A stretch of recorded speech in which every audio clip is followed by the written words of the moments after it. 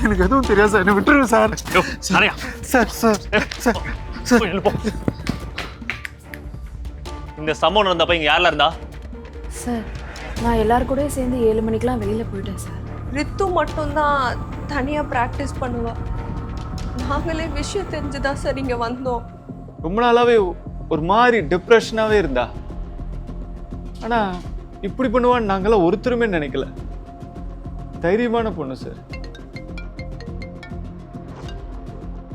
சொல்லுங்க sir. Sir, ஒரு புது இன்ஃபோ கிடைச்சிருக்கு. அந்த பொண்ணு உடம்புல சில ப்ரூஸ் மார்க்ஸ் கண்டுபிடிச்சிருக்காங்க. இது டெஃபினட்டாக சூசைட் மாதிரி எனக்கு தெரியல. ஐ suspect it's a foul play. Okay,